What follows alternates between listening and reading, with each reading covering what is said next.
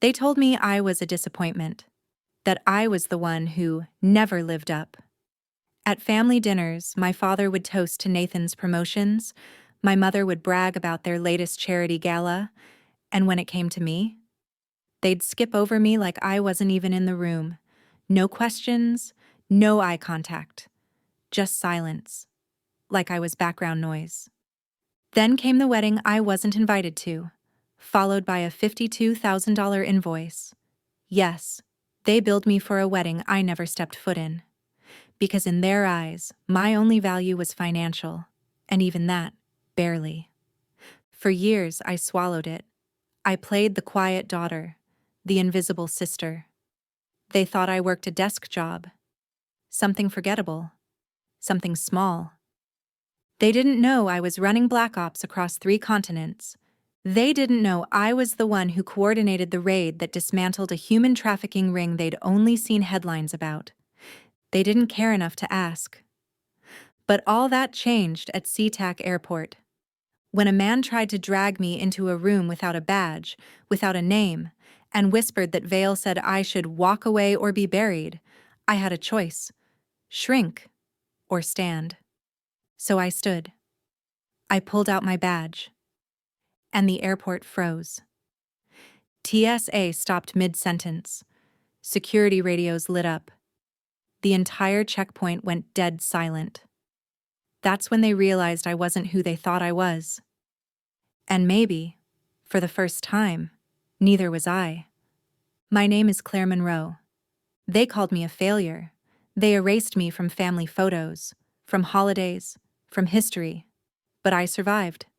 And now, I speak. Not just for me, but for anyone who's ever been silenced, dismissed, or used. Before I share my story, I'd love to know you are here with me and listening to me. Comment hearing below, or tell me where you're from. I love hearing how far my story reach. Sometimes, knowing someone is there makes all the difference. And if my story touches you, please consider subscribing. It helps stories like mine break through the silence. Thank you. And now, let me tell you everything. The rain had been falling since noon, steady and cold, soaking the window panes of my Seattle apartment in thin, trembling streaks. It was close to midnight. My desk was buried beneath a mountain of case files, paper thick with redactions and ink stains, scattered photos of shipping containers and encrypted manifests.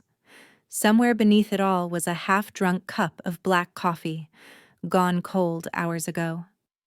On the wall above my desk, a faded photograph from 2014 tilted sideways in its cheap silver frame, me at 21, smiling too wide beside my father in his dress whites, and Nathan, my golden boy brother, draped in a college stole. Back when they still called me Claire Bear. Now, they barely called me at all. My laptop blinked with an encrypted message from Quantico. Another sting operation, another ghost to track. I logged the details with practiced efficiency, fingers flying, mind detached, until my phone buzzed with a different kind of code. A text from Nathan. Mom's 60th. Lake House. Be there. Don't make this difficult. Not an invitation. A command. No. Hi. No. How are you? Just like always. The Monroes didn't ask questions. They expected obedience. In our family, status was earned through achievement, and love was more conditional than any contract Nathan ever drafted. My father, Richard, was a decorated Coast Guard captain. My mother, Diane, ran a nonprofit that built schools in post-conflict zones. Nathan was a senior partner at one of the most ruthless corporate law firms in the state. And then there was me, the disappointment, the so-called analyst, the disgrace of Miami. They never let me live that down. Back in 2018, I was the youngest field agent in my division. When an operation in Miami went south, 12 hostages, 1 mole, and a leak no one could trace, I became the convenient scapegoat. They benched me, investigated me, nearly destroyed me. What my family never knew, because they never asked, was that I took the fall willingly. I protected an asset. I saved lives. And months later, I was recruited into a division so classified, even the president only knew it by nickname, the Ghost Unit. Now I was Deputy Director Claire Monroe, but to them, I was still just the failure who files things. I hadn't been invited to Thanksgiving in 3 years. When Nathan got married last spring, they sent me a bill for $52,000, the exact cost of the reception I wasn't even invited to. As if I owed them rent for the oxygen I used to breathe in their world. That invoice still sat in the top drawer of my desk, right beside my FBI badge, polished gold and rarely touched. I stared at the message on my phone, reread it 3 times, then typed back. I'll be there. Not for them. Not to be forgiven or reclaimed, but because I wanted to look them in the eye and remind them exactly who I had become, without their blessing. The rain didn't stop. Neither did I. The lake house in Olympia hadn't changed much. Cedar walls, sprawling glass windows, the scent of pine woven with the damp tang of water. But the warmth was gone. It had hollowed out, like a museum built to honor memories no one wanted to remember. My mother opened the door with a smile so brittle it might have cracked had I touched it. "Claire," she said, arms out, voice too bright. She hugged me without pressure, like you would a stranger whose name you only vaguely remembered. My father nodded from the couch, eyes fixed on Nathan, who was holding court with a small crowd of cousins and extended relatives. I hadn't been inside 5 minutes before someone handed me a drink and guided me, not to the main dining table, but to a smaller one near the children, where an 8-year-old spilled juice beside me. No one asked what I'd been doing. No one mentioned Miami, or the 3 years of silence since. But the judgment hung in the air, unspoken but palpable, like cigar smoke that clings to curtains long after the match is dead. "Still working at that office?" A woman I didn't recognize asked me with a hint of concern, sipping wine from a glass that cost more than my shoes. I looked up. Data entry. Real thrilling stuff. She nodded like that made sense. Nathan stood to make a toast. "To our mother," he said, voice rich and smooth. "The heart of our family, and to all of us, who strive for greatness and never settle for less."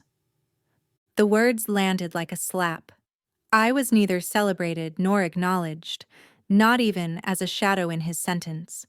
It didn't hurt the way it used to, but it still made me cold inside.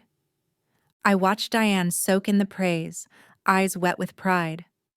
I wondered if she ever noticed the daughter she left behind in pursuit of saving everyone else's. Then the door opened. He walked in without fanfare. Tan coat, confident gait, dark eyes scanning the room with precision. He made a beeline for me. I saw Nathan's glass pause midway to his lips. My mother dropped her fork. My father stiffened. "Deputy Director Monroe," he said, his voice cutting through the chatter like a scalpel. "It's been an honor, as always." I looked up and smiled. "Nice to see you too, Tom." Dead silence followed. Someone coughed. A cousin whispered, "Director?" Nathan stared, blinking as if he'd just seen me in a language he didn't understand. Diane leaned toward an aunt, murmuring something that sounded like FBI. For the first time in years, they had to confront the possibility that the version of me they'd created was a lie. That the girl they erased didn't just survive, but outranked half the room. They had questions. I had no intention of answering them.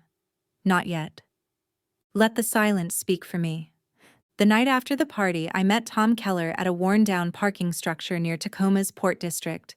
The air was thick with salt and secrecy. He didn't say much, just handed me a burner phone and nodded toward a black duffel in his trunk.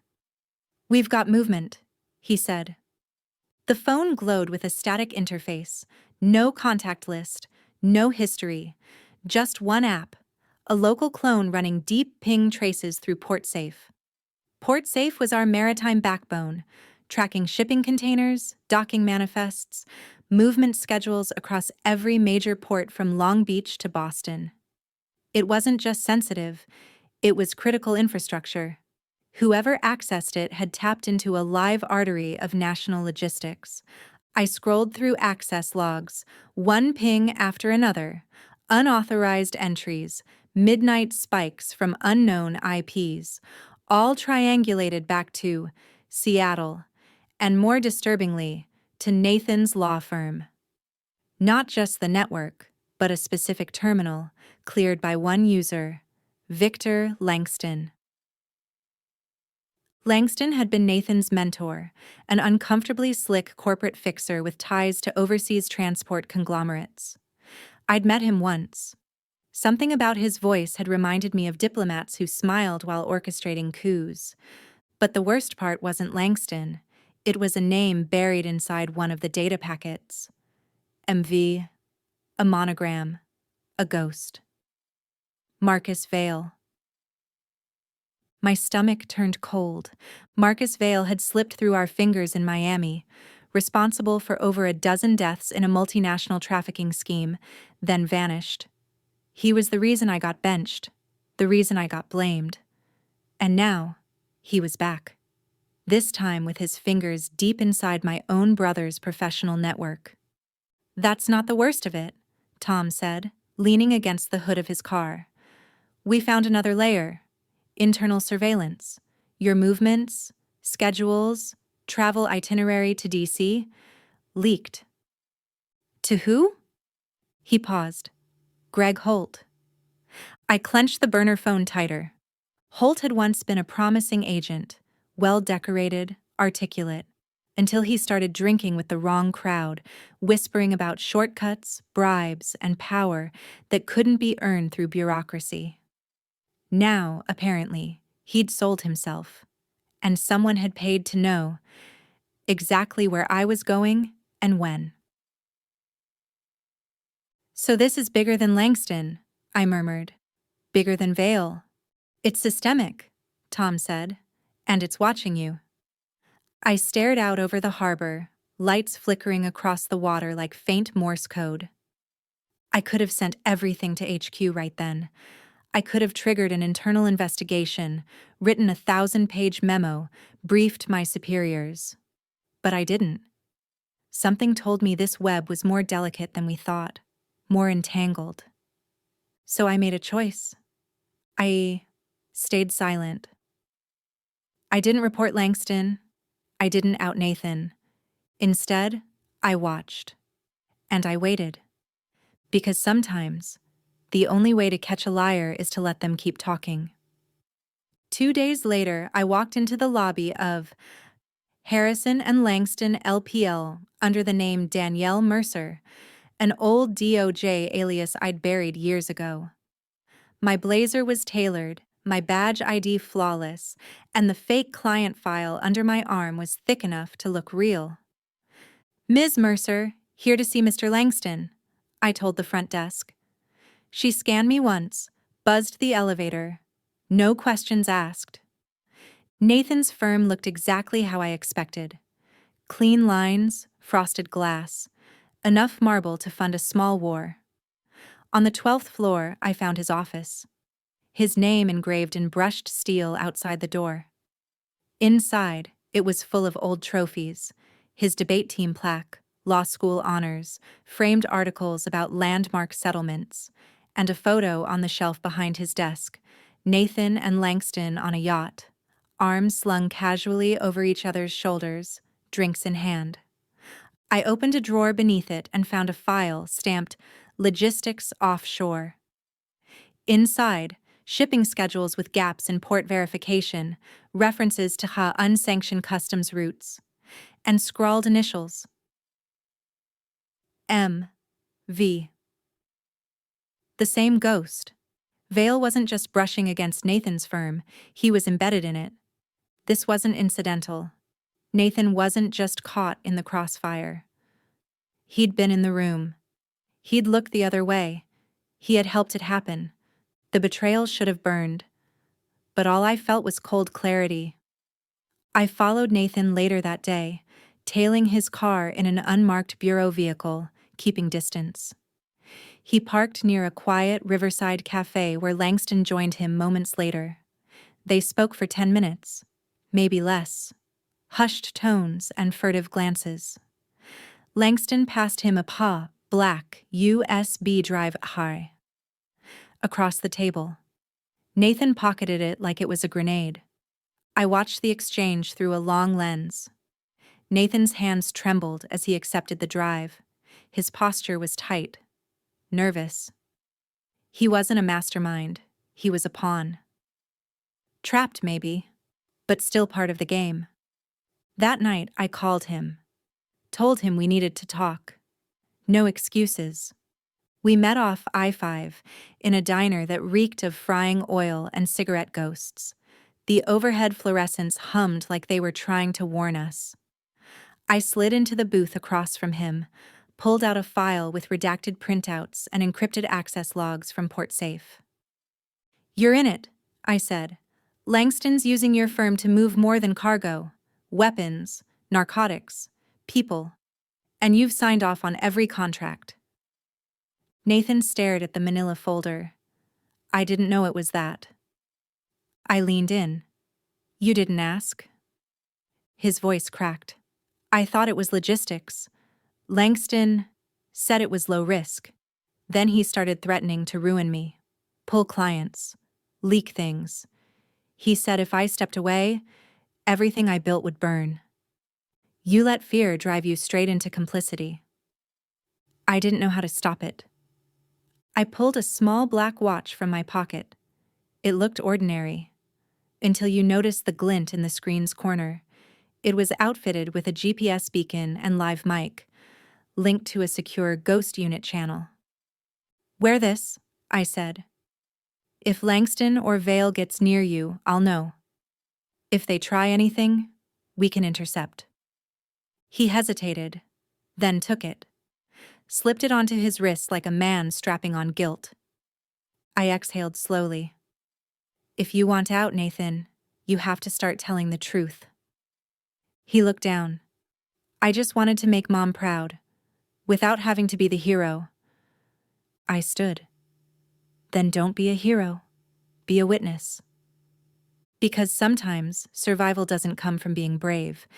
It comes from being useful to the right person at the right time. And I intended to be that person, for better or worse. I booked the flight to DC under a shell identity, just another federal liaison attending a so-called maritime logistics summit. Standard protocol for any ghost unit travel was stealth, quiet, unremarkable, buried under boring acronyms.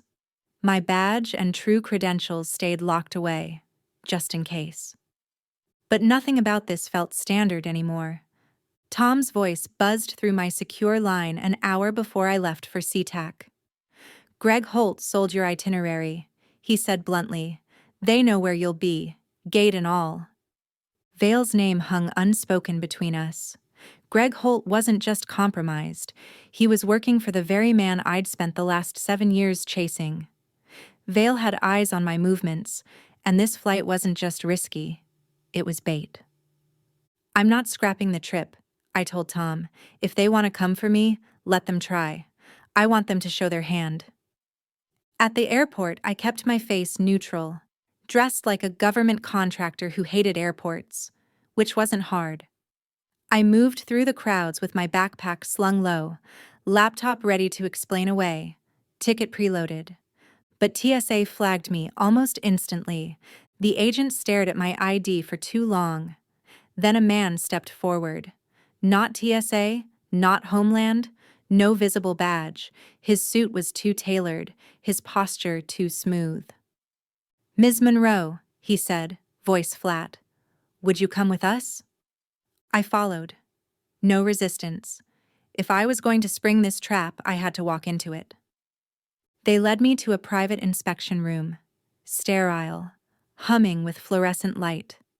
The door locked with a solid metal click. The suited man stood between me and it, hands folded, smiling like a funeral director. "Vale says you should walk away," he said. "He says if you don't, everything burns. You, your friends, your brother, the whole damn lake house." He thought fear would do it. Thought I'd cave like others had. Instead, I pulled back my coat and flipped open the leather badge wallet I rarely showed. The gold shield inside caught the light like a warning flare. "Deputy Director Monroe, FBI," I said coldly, "and you just issued a death threat to a federal officer. You want to play fire? Let's burn." Through the one-way glass, I saw movement outside, TSA agents stiffening, someone speaking urgently into a radio. The air changed. Tension shifted. Suddenly, this wasn't just an inspection, it was a full alert. I pressed the panic signal embedded in my watch band. The silent alarm would alert internal airport security and ping Tom's team. He lunged forward, too late. Agents swarmed the corridor as the door burst open. My would-be escort was tackled, restrained, and dragged out screaming about protecting the new world. 2 more suspicious individuals were found near Gate 22, trying to reroute baggage. Greg Holt, as expected, was long gone. But I had what I needed: confirmation that Vale had infiltrated not just law enforcement, but federal infrastructure. He wanted to erase me before I could bring the truth to light. Too bad for him. I still made my flight. And I landed in D.C. with more than evidence. I landed with momentum. The call came late. Too late to be casual. Diane's voice was soft, syrupy, like honey left out too long. "Claire, sweetheart," she said, "we should talk. As a family. About everything. About the wedding invoice. It was a misunderstanding. I thought you'd want to contribute. That's all." I held the phone to my ear, unmoving. She hadn't called me sweetheart in years. Something was off. "I've been thinking," she continued, "why don't you come to the lake house tomorrow night? Just us. No pressure. Just a reset." I agreed. Not because I believed her, but because I needed to see how far this rabbit hole went. The lake house was too perfect. Candles were lit. The table set like a Norman Rockwell fantasy. My favorite roast beef. Wine opened. Soft music playing from the same stereo that had collected dust last time I was here. Everything too tailored. Too careful. Nathan sat silently, wearing the watch I gave him. Richard avoided eye contact entirely, pretending the whiskey glass in his hand needed his full attention. Then Diane passed me a manila envelope. "Nathan found this. In the office," she said. "It's about you." Inside, printed emails, internal memos, digital trails from PortSafe, all pointing to one conclusion: that I was the mole. My blood chilled. Langston had forged every byte: fake headers, timestamps, phrasing pulled from real cases. It was a masterpiece of character assassination. "He said the Bureau is already investigating you," Nathan added, his voice weak. "And you believed him?" I asked, looking directly at Diane. She didn't answer. She didn't have to. Her silence was the sharpest cut of all. Then the lights went out. A second later, the back door shattered inward. 4 figures in tactical gear poured into the room, silent, precise, armed with suppressed weapons and kill orders in their eyes. "Monroe," one hissed. "End of the line." I dropped to the floor, rolled, and slammed my palm against the trigger sewn into my coat's seam. A burst signal lit up every satellite Tom had within reach. The first gunman raised his weapon. Nathan moved first. He lunged across the table, slamming a chair into the attacker and buying me seconds. I scrambled toward the kitchen, grabbed the nearest blade, and spun to meet the second assailant. We grappled. I slashed. Blood hit tile. Then tires screeched outside. The cavalry had arrived. Tom's strike team burst through the front windows with flashbangs and precision. In seconds, the room filled with smoke, screaming gunfire. One attacker yelled, "Vale said she dies tonight." Too late. They underestimated me. They always did.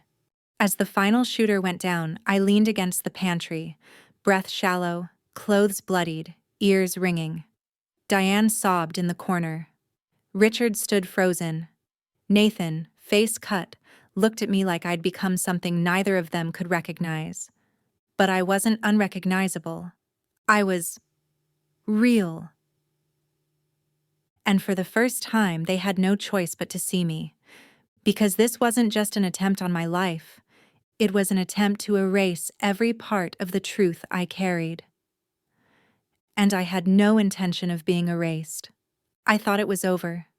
After the raid at the lake house, after the smoke cleared and the shooters were dragged out bleeding, I thought I could exhale. But then Lena Cruz, our tech specialist from Ghost Unit, called out from the hallway, voice sharp with urgency. "Claire, you need to see this. Now."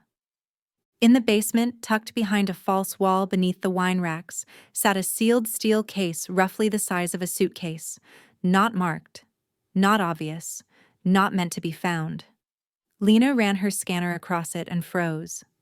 "It's hot," she said, "and not nuclear, biological." We opened it together, carefully, knowing the wrong touch could end everything.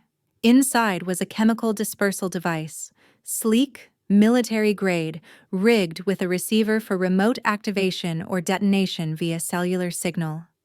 A 15-minute countdown flashed on its embedded screen. If it went off, not only would it incinerate the entire Monroe Lake property, but the resulting gas could spread through water systems, effectively erasing all trace evidence, and all of us. "This isn't revenge," I said, heart pounding. "It's a purge." Lena worked fast. Her laptop blinked furiously as she rerouted our jammers and pinpointed the activation signal. It wasn't coming from inside the house. It was tracing back to a ghost server linked to a shell company registered in Malta, a front Vale had used before. But this endpoint, it mapped directly to Langston's law firm's server room. In downtown Seattle. We weren't just dealing with one criminal. We were up against a global logistics syndicate, facilitated by law firms, intelligence leaks, and compromised agents. Vale wasn't a fugitive. He was the CEO of a criminal enterprise that spanned ports, governments, and law enforcement. Nathan stood beside me as we pieced it together. His hands were shaking. Then, silently, he reached into his jacket and pulled out a small USB.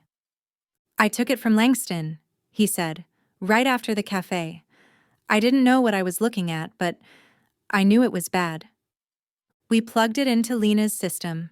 Encrypted files spilled onto the screen, coded manifests, money transfers, digital signatures from government contractors. But one name popped out and froze the air in the room. Gregory Holt. The trader within the bureau had been paid over $400,000 across multiple accounts, all funneled from Vale's offshore holdings. It was proof not just of Holt's betrayal, but of a sprawling bribery network that infected everything. Still, the bomb ticked. "We need time," I said. Lena activated a frequency jammer and began choking the remote signal. "I can hold the connection off for about 90 minutes, she said, sweat lining her brow. "But that's it. We don't defuse this permanently unless we kill the command server." I called into HQ, laid out the data, gave them the names. But their response was cool, corporate, careful. "We need indisputable proof before we proceed federally," they said. "Without direct surveillance or in-person apprehension, our hands are tied." Translation: they wouldn't touch Vale or Langston unless we caught them red-handed. We had 90 minutes, and no one else was coming. The prisoner we'd captured at the lake house was sweating through his restraints. Tom paced in front of him, arms folded. "Where's Vale?" I asked. He hesitated. I leaned closer. "Last chance. You die in federal custody, or you get to disappear somewhere the world forgets your name." He cracked. "Bennett Dock, Pier 19, midnight, Vale and Langston, offloading a container before pulling out. It's international. One shot." I knew the place.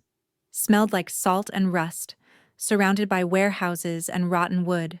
No security cameras, no civilians. Perfect for ghosts. We didn't call for a bureau raid, no time for bureaucracy, just us, Tom, Lena, me, and Nathan. "You're not coming," I told him. He looked me in the eye. "I gave Vale the first inch. I won't let him take a mile." We suited up. Tactical gear, thermal drones, non-lethal backup just in case. Lena tapped into surveillance feeds using a side-channel relay, giving us real-time overhead views of the pier. At 11:42 p.m., the ghosts appeared. Marcus Vale, white-haired, tall, expression like polished ice, walked beside Victor Langston, who wore his tailored suit like armor. 3 guards flanked them. They spoke in hushed tones, unaware of the drone above their heads. "Monroe knows," Vale said. "Erase everything. Ship out now. Burn what's left." "Are we exposed?" Langston asked. "No," Vale replied. "We'll be out before she even blinks." But they'd blinked first. I signaled the team. SWAT agents in ghost gray uniforms flanked the dock perimeter. I moved in through the container maze, weapon drawn. Shots rang out. Vale fired first, sending a spray of bullets against the metal walls. I dove, returned fire, pushing forward. Tom shouted over comms, "Langston's running south." I veered left and intercepted him at the edge of the pier. His breath was ragged, panic overtaking polish. I held my gun steady. "Port safe logs," I said. "Encrypted client trails. Vale's ledger. You handed it all over." He lifted his hands, mouth twitching. "You have no idea who you're dealing with." "I do," I said. "That's why I'm not backing down." Behind us, Vale sprinted toward a cargo ship ramp, his final escape route. But SWAT had predicted the move. A flashbang exploded at the gangway. He stumbled, fell, tried to crawl. They cuffed him under the shadow of his own empire. When I approached, he looked up, eyes flat, cold. "You think this ends with me?" he said. "You're a speed bump. This machine has no brakes."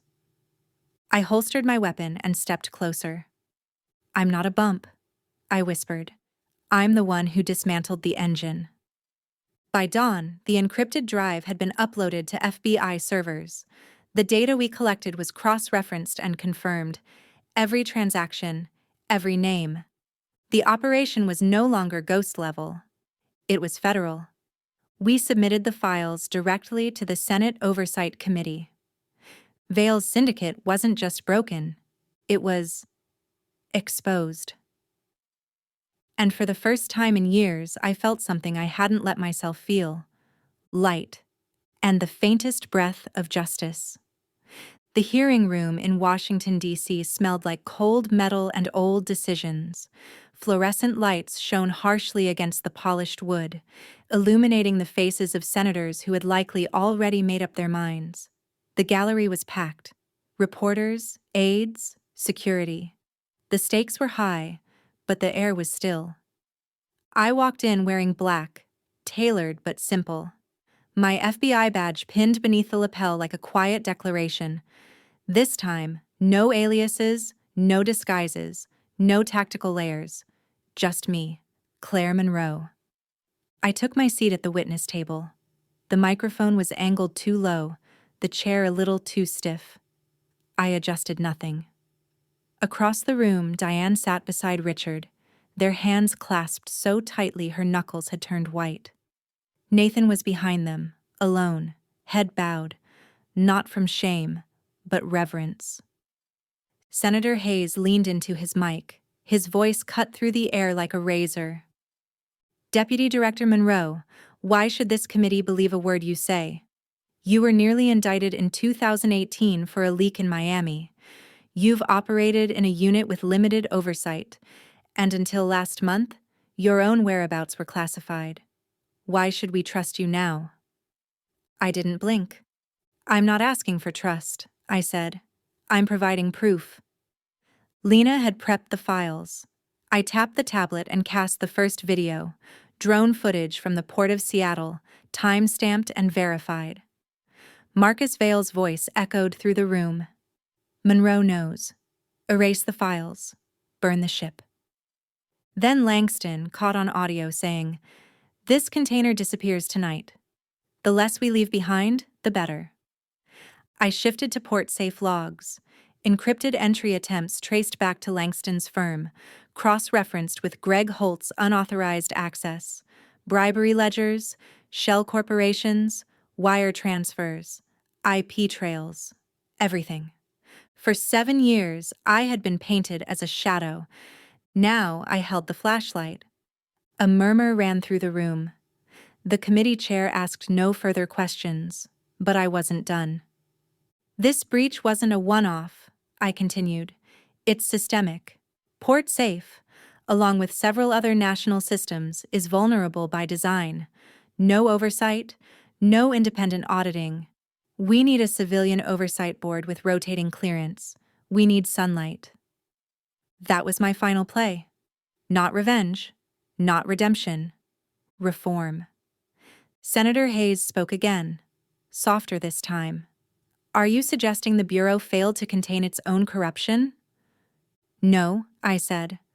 I'm suggesting it succeeded, until someone dared look closer. Silence settled like a verdict. No applause, no outrage, just impact. After the adjournment, I gathered my materials and stepped down. The cameras followed, flashing in rapid succession. I didn't stop. But Diane did.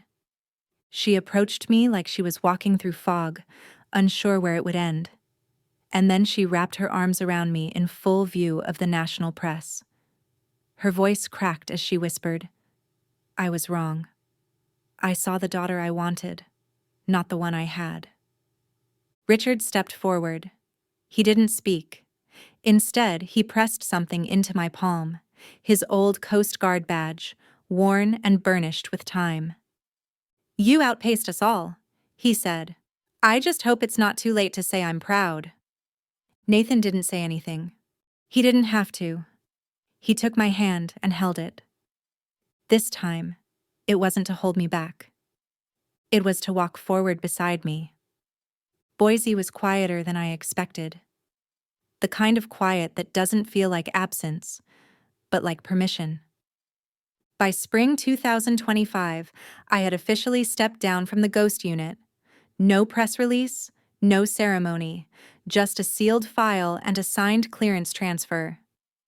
I bought a small farmhouse on the edge of a field where wheat swayed in the wind like time learning to be gentle again. I held workshops twice a week, open to veterans, teens on probation, survivors of broken systems. We didn't talk about missions or leaks or gunfights. We talked about truth, and what it costs to keep it, and what it saves when you finally let it breathe. One morning, I opened my email and found a message from Nathan. The subject line was just, "*Thank you*." Attached was a photo, him inside a legal clinic, sitting with a young girl who couldn't have been more than 16. She was crying. He was holding her hand.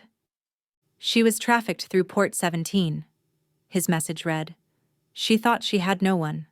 Today she filed for asylum. You gave me the tools to help her. You gave me this second chance. I won't waste it." I saved the photo in a private folder on my drive, alongside my FBI badge, Langston's confession file, and my father's old insignia. That afternoon, I stood on my porch as the sun dipped behind the horizon, lighting the fields gold. I wasn't chasing anything anymore. Not approval, not vindication, not even closure, Just peace. In my hands, I held a letter, one I had written 5 years earlier but never sent. It was addressed to myself. In it, I wrote, "One day they'll try to convince you that silence is survival, that invisibility is safety, that loyalty means swallowing your own truth. Don't believe them. What you carry matters, even if no one claps when you speak it aloud." I folded the letter gently, placed it in a cedar box beside my other mementos, and closed the lid. Not to forget, but to remember. Because the truth doesn't need to be shouted. It just needs to be heard. And now, I had finally learned how to listen to myself. Sometimes, the heaviest silence is the one we grow up inside, the kind that teaches us to question our worth before we even understand it. But the truth has a quiet strength. It doesn't need permission to exist, it just waits for the courage to be heard. And when we finally speak, we don't just free ourselves, we make space for others to rise too. If this story moved you, I'd love to hear your thoughts. Leave a comment, and don't forget to subscribe. Your support helps stories like this find the light.